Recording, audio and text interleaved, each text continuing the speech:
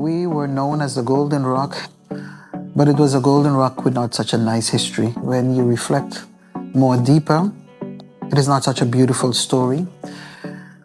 The foundation on which our economy was based back in those times was based on the trading of human lives. Welcome to Whispers of the Past. I'm your host, Fie de Wit. In this episode, we travel through the years 1750 to 1800, a time when Eustatius was known as the Golden Rock. From a colonial perspective, it was an era of immense prosperity. Ships piled high with goods, merchants flocking from every corner of the globe, and new alliances forged in the shadows of revolution. Yet, behind that glittering facade lay the continuation of a darker narrative, one defined by fierce power struggles, massive upheavals, and the brutal reality of slavery. As we continue exploring how this tiny island stood at the heart of world-shaping events that are often overlooked by contemporary history, we also honor the voices that were habitually silenced, especially those of women. Our human capacity for sympathy can flicker. While we recoil at the horror of slavery, we often overlook just how long it truly lasted. The enslavement of African descent people in the Caribbean lasted roughly 250 years, encompassing entire lifetimes that stretch across multiple generations. To give you a number, it's somewhere between 8 or 10 generations. So let's pause for a moment and reflect on the sheer duration. Imagine that staggering timeline began with you.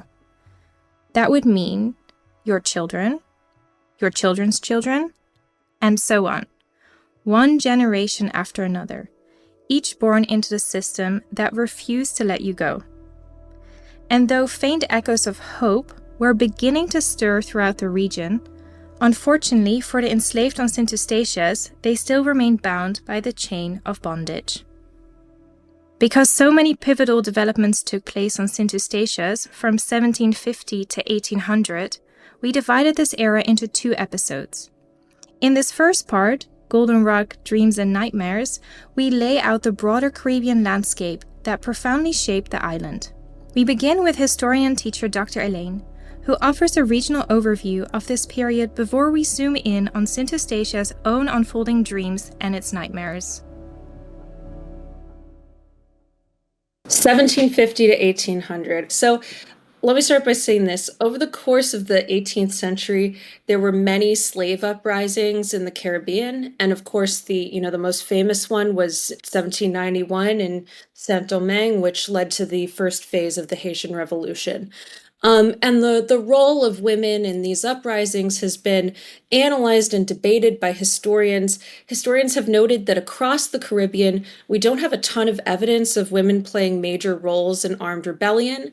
For example, there was a major slave uprising in Berbice in 1763, but most of the rebels were men, and the majority of women remained non-combatants, neither siding with the colonial authorities, the Dutch, nor the rebels, probably because they believed that this would increase their chances of survival. In other contexts, it's possible that women played a greater role in rebellion than meets the eye, but because of gendered assumptions about female passivity, their involvement didn't get recorded. Despite this, we do have some documentation of women engaging in armed rebellion, and for example, the Haitian Revolution was kind of catalyzed in 1791 by a ceremony in which a voodoo priestess, a mambo named Cécile Fatiman, led a ceremony in which she sacrificed a pig. So this is one example of a woman kind of engaging in rebellious activity. But it's important to note that even when women weren't engaging in armed rebellion, they were often resisting slavery in different ways. For example, they were ensuring the strength of and the survival of their communities by caring for members of their communities. Sometimes they were engaging in what's called everyday resistance, which could take the form of, for example, feigning sickness to get off from work or feigning injury to get off from work. or sabotaging equipment on the plantation, stealing from plantation authorities, and so on. So we shouldn't assume that women didn't engage in rebellion, but this is just an interesting kind of lacuna in the archive. I'll also mention that the mid to late 18th century is the period in which the abolitionist movement really starts getting off the ground in England. Most abolitionists were white, or most people who were like formally part of the abolitionist movement were white, but some were Black. Whites had more access to the written word, to power, to influence in society. Some were Black, though, and a sizable number were women. And abolitionists didn't all have the same goals and the same strategies, but one generalization we can make about them is that they focused very heavily on the ill treatment of women in their campaign to end slavery. So a lot of abolitionist propaganda, and here I'm not using the word propaganda in a negative sense, but merely to describe any material that's intended to convince an audience of a particular political viewpoint, focused on how slaveholders beat enslaved women and separated enslaved mothers and children. Abolitionists knew that homing in on the treatment of enslaved women would provoke a lot of outrage. Dr. Allain lays out a sweeping account of unrest, resilience, and the rising current of abolition through the Caribbean. Meanwhile, life on St. Eustatius took a different course. Even as faint calls for ending slavery began circulating elsewhere, the island's colonial powers seemed far more focused on exploiting the Golden Rock economic's potential, a booming trade fueled by rapid growth. Next, we turn to Mrs. Soutekouw, a long-term resident and one of the founders of the Island Center for Archaeology and Research, who recalls St. Eustatius' astonishing expansion during this era, and the mythical warehouse number that once lined Statia's shores. But this is the time period Statia was really growing. We had established a reputation as a trading colony, and we were expanding rapidly. This was also the time period when the first English North American started coming down here and beginning what was called the black market in the United States. So there were people from the English colonies in North America coming down here, buying goods illegally, according to the English, and then taking them back and selling them in the United States, which is one reason that by the outbreak of the American Revolution, we knew about it. All through the mid-1700s and the late 1700s, we were called the Golden Rock, the Emporium of the Caribbean. There were over 100 warehouses on the waterfront. The numbers of warehouses had increased tremendously. We were having a lot of trade going on in this period. In the 1790s, there were supposedly 600 warehouses on the waterfront. That number really can't be confirmed, and we aren't knowing whether they're calling a warehouse what was actually a house, because there were some houses on the waterfront also. So, but most of those houses were above warehouses. That number we cannot confirm, but we know there are many, many warehouses that are no longer visible because they're buried under the cliffs. As we have seen when they've done road work recently, there were many houses that were, or warehouses that were revealed that were buried in the cliffs. We also know there are many warehouses buried in the slides from the cliff, like was found on the Orange Battery Hotel site, where we found a whole warehouse. So the exact numbers, we know they were on both sides of the road and also in the water. Remember, that land was reclaimed from the sea. And over time, a lot of those warehouses had been reburied in the sea that were there. So an exact number is hard to come by. You see several numbers about how many there actually were, but I don't know that there's a real count of them. But there were over 100 warehouses on the waterfront. Legends can spring up like wildflowers, especially when an island's prosperity seems limitless. Rumors of 600 warehouses and talk of a population of 20,000 reflects how easily facts can merge with fable. This is also why folklore and recorded history must always be approached with a critical eye. Over time, details can be distorted, romanticized, or even downplayed. It is up to us to remain curious and not take every claim at face value. With that in mind, Mrs. Soutekouw now continues as she unpacks these legendary figures and the lingering uncertainty that surrounds them. That 600 warehouses is a number that we've been told. It's like the 20,000 residents of Statia. When I first came here, I was told that the population of Statia in the early 1700s, 1740s, 1750s, 1760s was over 20,000 people. That number cannot be backed with anything. The largest population we really know about was around 9,000 in the 1790s. We do know that large numbers of people died in the smallpox epidemic in 1775 and again in the hurricane of 1780. Whether the true number of warehouses was 100 or 600 or somewhere in between, one fact is undeniable. St. Eustatius attained a level of prosperity rarely matched by other Caribbean islands of the 18th century. Yet, prosperity can be fragile. Natural disasters sometimes bring even the mightiest ports to their knees.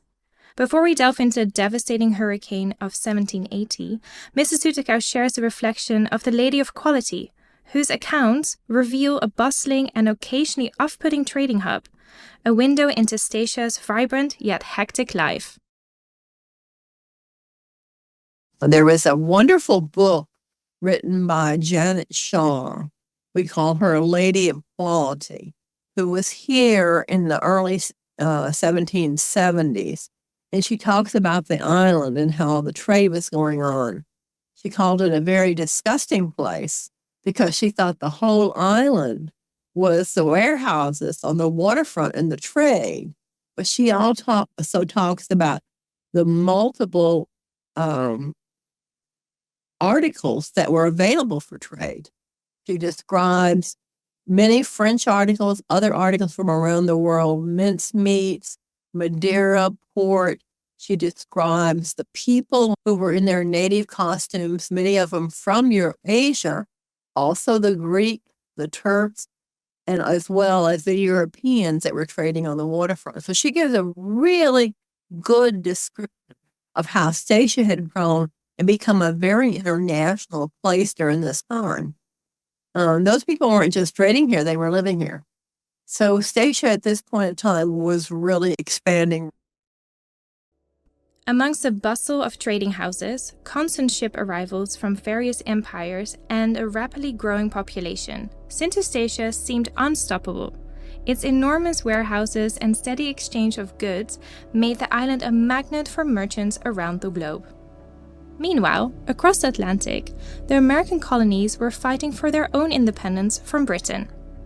Due to St. Eustatius' neutral stance and thriving trade network, the island would soon find itself playing a pivotal role in that monumental conflict.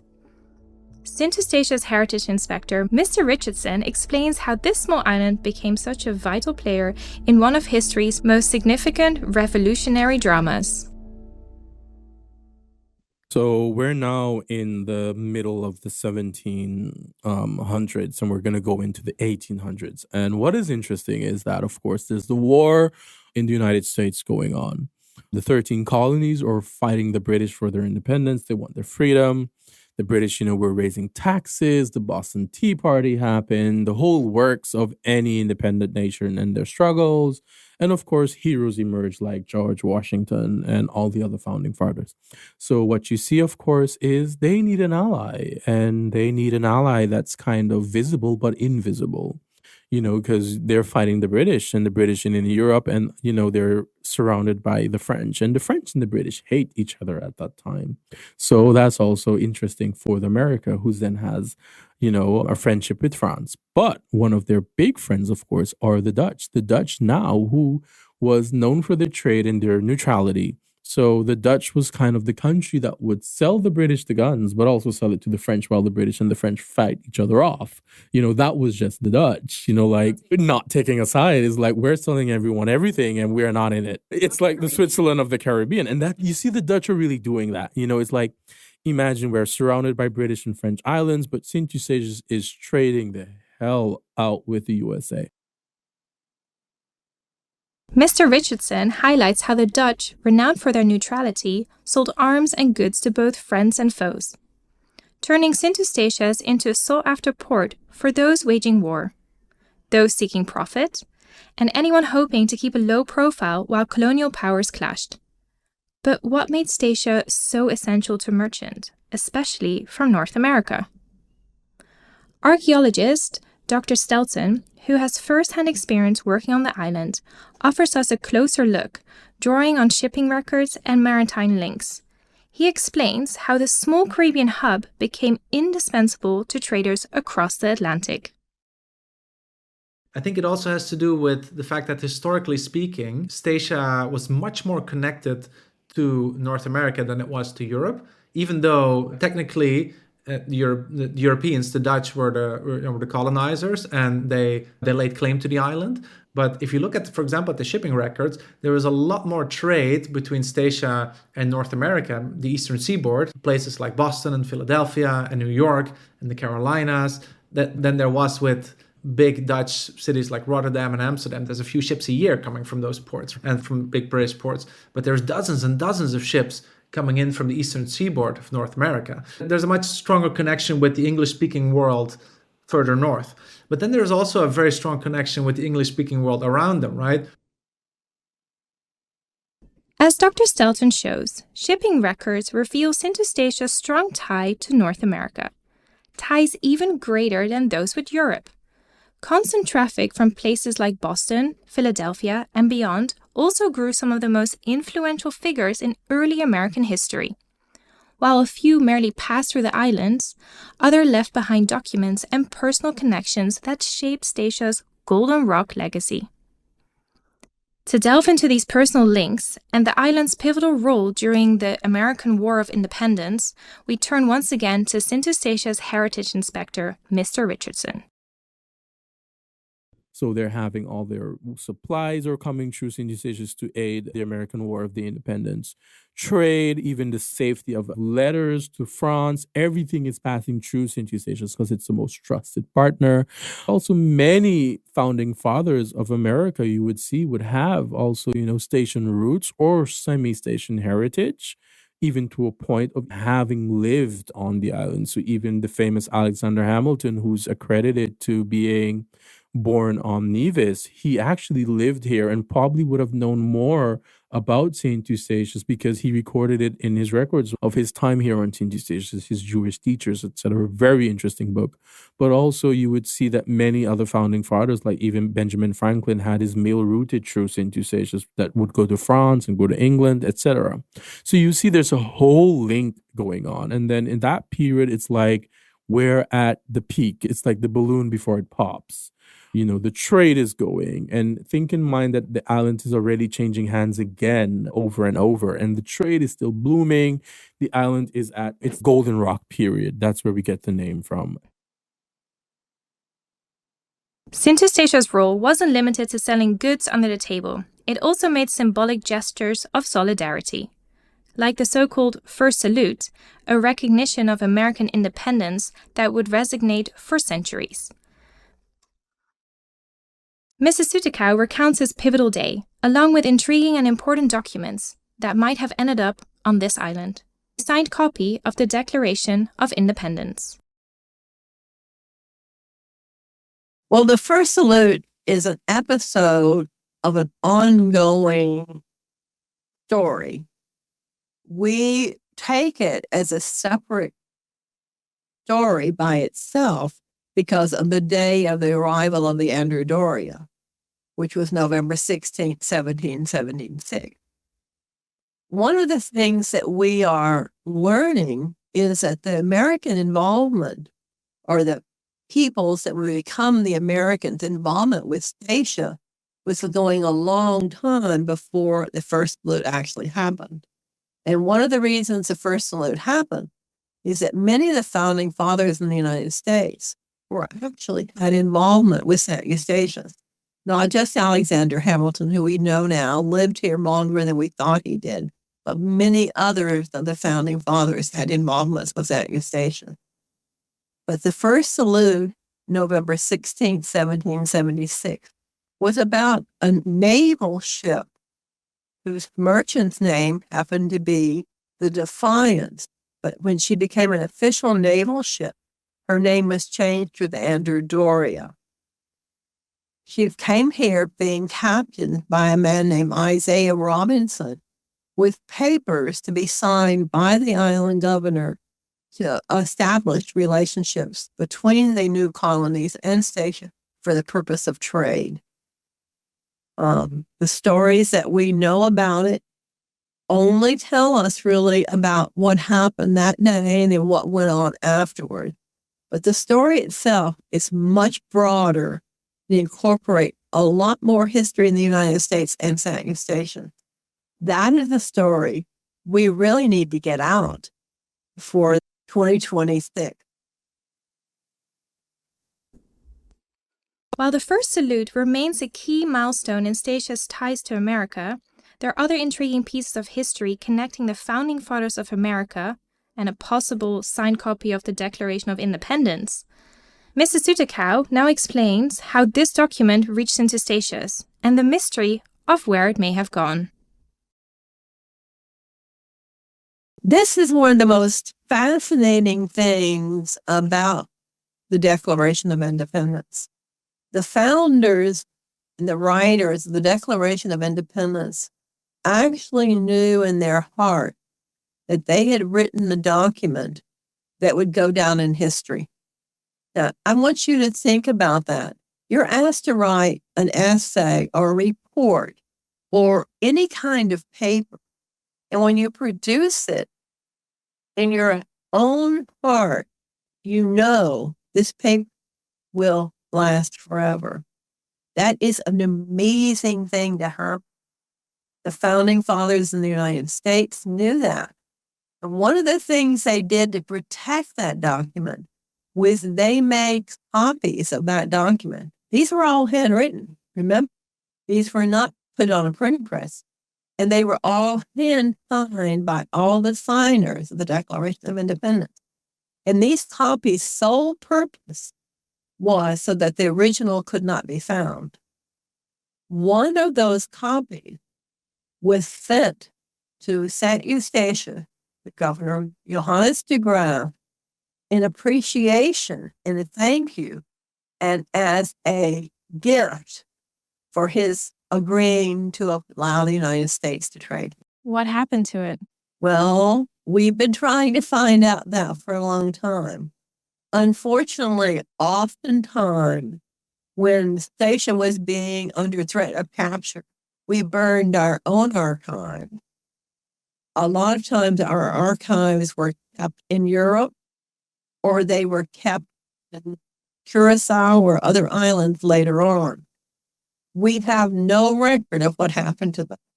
You must remember that copy had gone to Johannes de Graaf. He probably kept it within his family. If it stayed within the family, it could have well been burned. It could still be around. We might find a hidden treasure one day, which we all dream of doing. Probably it was destroyed at one time or another. And it could have even been traded off island, or as the family left the island, it might have gone with the families. So it's very difficult to say what happened to it. Unless we find it, then we'll know. By saluting an emerging republic and possible safeguarding a copy of its founding document, St. Eustatius gained both admirers and enemies. Yet, amongst his rise in prestige, nature soon struck a devastating blow. As Mrs. Soutekouw explains, the hurricane of 1780 shattered the island's hard-won gains, reminding everyone that even the Golden Rock was at the mercy of the sea and the sky.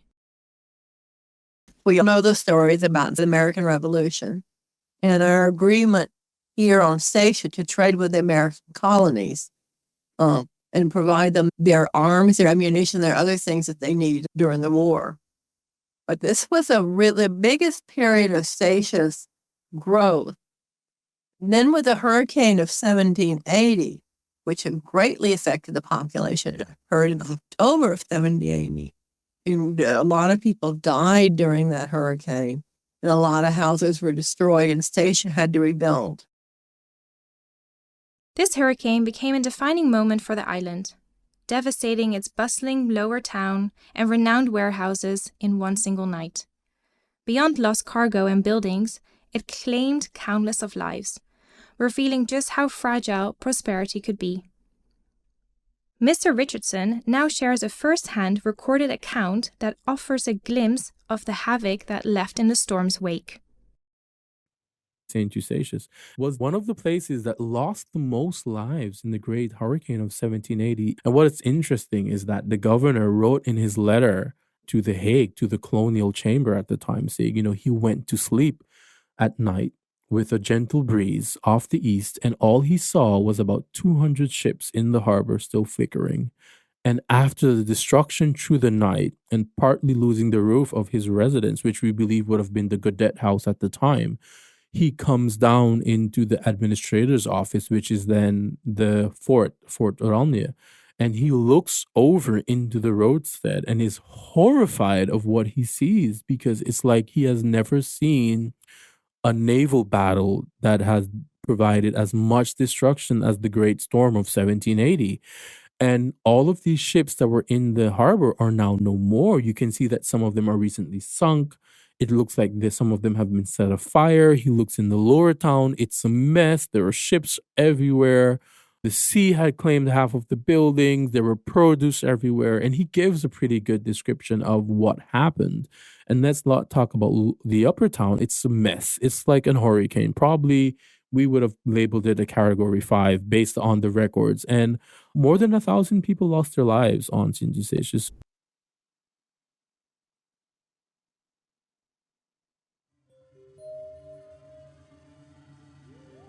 As we conclude part 1 of the Golden Rock Dreams and Nightmares, we find St. Eustatius at the crossroad of triumph and tragedy.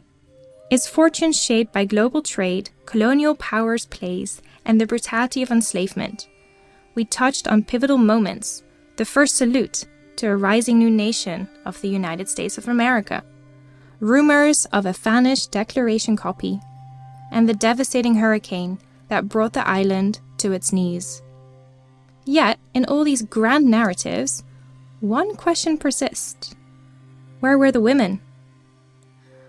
Archival records celebrate governors, merchants, rebel leaders, predominantly men, while the names of women who lived, worked, and resided here are rarely, if ever, mentioned. We know they faced the same storms and endured the same social upheavals, but why do their stories remain hidden? And how can we ensure their voices are finally heard? As we reflect on the island's prosperity, its ties to American independence, and its struggle under the weight of slavery, we must consider these questions. Whose perspectives are we missing? And what does that mean for our understanding of this era? Because so much happened on St. Eustatius between 1750 and 1800, we divided this era into 2 episodes. In our next episode, part 2 of Golden Rock Dreams and Nightmares, we'll continue the journey into the latter half of this era, revealing how the island once again confronts shifting empires and the global call for abolition. As we delve deeper into the late 18th century, a time when empires clashed, fortunes soared and crumbled, and women's legacies were often unrecorded, we remind ourselves that no history is truly complete until every voice is heard.